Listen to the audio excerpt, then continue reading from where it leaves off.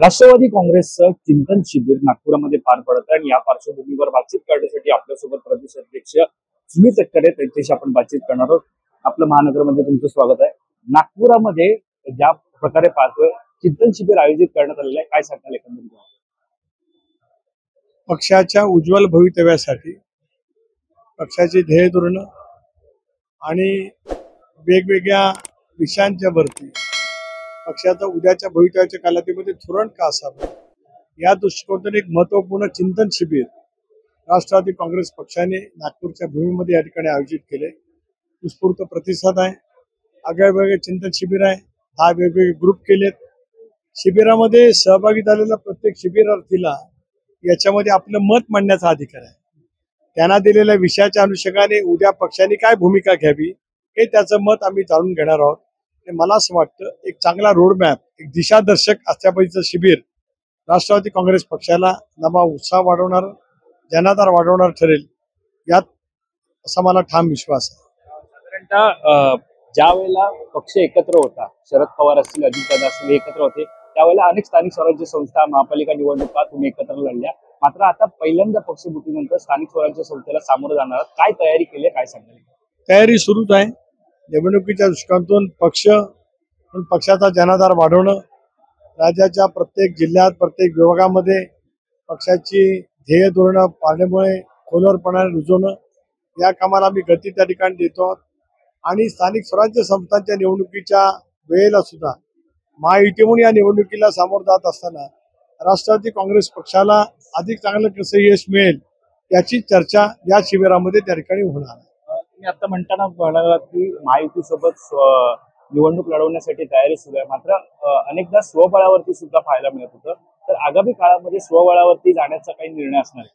नाही, आज तरी तशा वेळीचा विचार पक्षामध्ये कुठेही नाही. महायुतीमुळे या निवडणुकीला सामोरं जावं अशा समन्वय समितीमध्ये आमची चर्चा झाली, ज्यामध्ये चंद्रशेखरजी बावनकुळे, सुनील तटकरे, रवींद्रजी चव्हाण, हसन मुश्रीफ, शंभूराज देसाई, उदय सामंत आम्ही सगळे वारंवार एकत्रितपणाने बसतो आणि स्थानिक स्वराज्य संस्थांच्या निवडणुका या एकत्रितपणाने कशा होतील या संदर्भामध्ये आम्ही विचार करतो. जी आज नागपुरामध्ये सगळं राष्ट्रवादीचे प्रमुख नेते मंडळी सगळे इथे आलेले आहेत. मुळामध्ये भाजपचा बालेकिल्ला मानला जातो. तर महायुतीमधून एकत्र निवडणूक लढवताना ज्या वेळेला जागा वाटपोचा फॉर्म्युला असतो त्यावेळेला किती जागांवरती तुम्ही निवडणूक लढवणार, काही ठरलेलं आहे? नाही, हे काय आज ठरण्याचं काही कारण येतच नाही.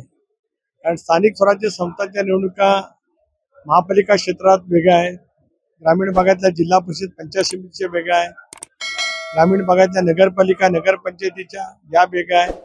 त्याच्यामुळे ज्या वेळेला निवडणुका दृष्टिक्षेपात येतील, निवडणुका घोषित होतील त्यावेळेला या विषयावरती चर्चा होईल.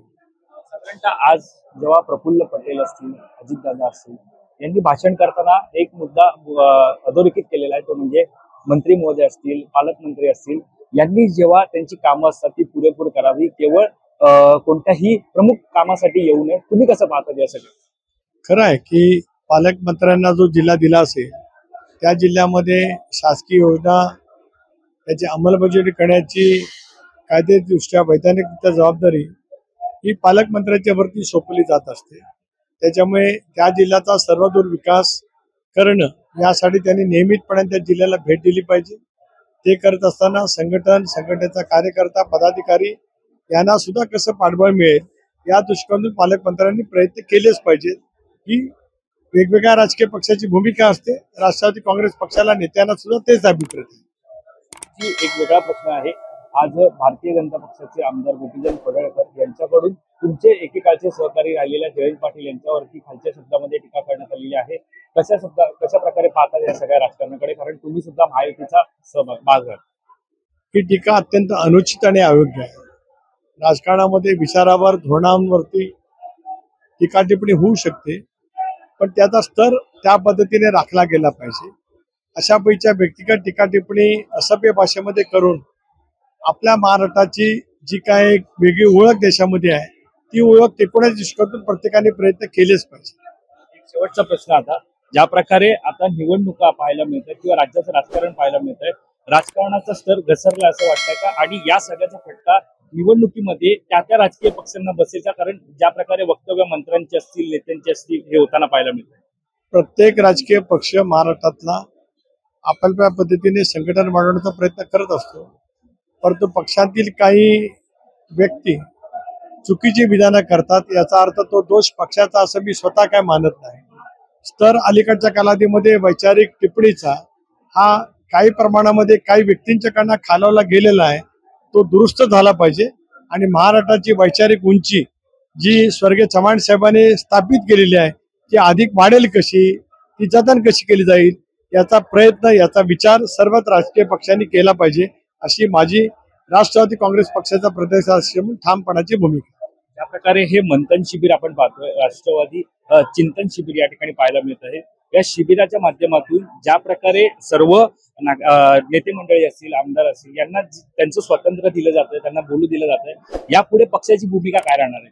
नाही, राष्ट्रवादी काँग्रेस पक्षाची वाटचाल ही लोकशाहीच्या माध्यमातून झालेली आहे. पक्षाच्या नेतृत्वाचं मत विचारात घेतच सामुदायिक निर्णयाची प्रक्रिया राष्ट्रवादी काँग्रेस पक्षाने हा निर्णय घेत असल्यापासून स्वीकारली पुढे सुरू राहील. त्यामुळे कार्यकर्त्यांचं सहकार्याचं मत जाणून घेणं हे आमचं महत्वाचं धोरण राहील. धन्यवाद सर, आमच्याशी बातचीत केल्यासंदर्भात. तर हे होते सुनील तटकरे आणि आपण पाहतो नागपुरामध्ये राष्ट्रवादी चिंतन शिबिर या ठिकाणी होताना आपल्याला पाहायला मिळतं आणि त्या पार्श्वभूमीवर त्यांनी आपल्याशी बातचीत केली.